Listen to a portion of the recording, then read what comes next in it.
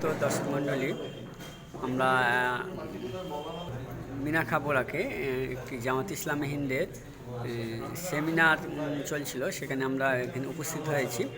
সে উপস্থিত হয়েছি এক ব্যক্তিকে পেয়েছি যে আপনারা এখানে যে প্রতিবেশীর অধিকার যে একটা প্রচার অভিযান দেখি যে পরিচালনা করছেন, আপনার মূল কী বার্তা দিতে চাইছেন যেটা একটু বলেন।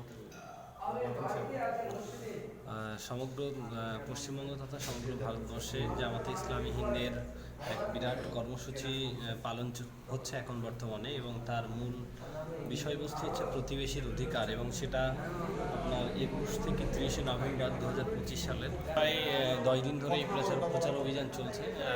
অ্যাকচুয়ালি আমাদের সমাজের man is the social animal, মানুষ হচ্ছে সামাজিক জীব, এবং সেই সামাজিক জীব হিসাবে মানুষ সমাজে বসবাসরত অবস্থায় সমাজের অন্যান্য মানুষের প্রতি তার একটা দায়বদ্ধতা, কর্তব্য, নৈতিকতা এগুলো থেকেই থাকে।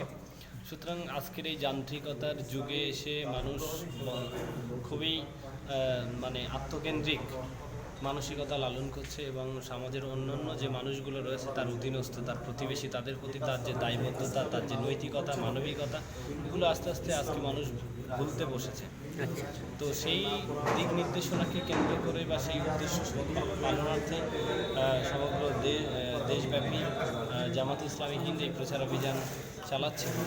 এখানে যেটা বলার বিষয় যে we all are equal in the eyes of Constitution, we all are equal in the eyes of Allah. There is no difference between the caste and creed, there is no difference between the up and down, there is no difference between the black and white, there is no difference between the poor and rich.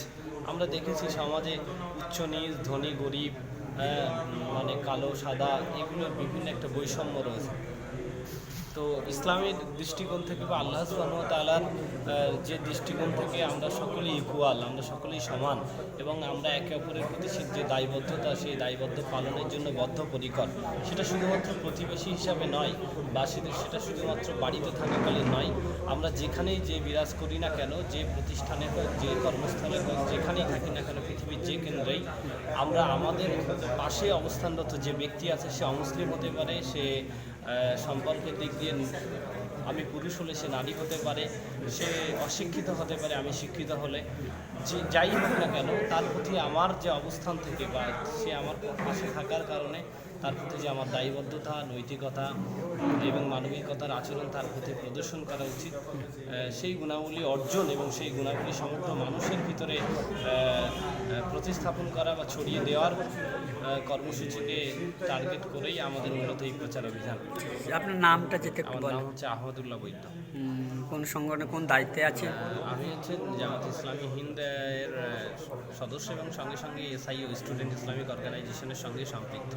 আচ্ছা, জি, শুকরিয়া।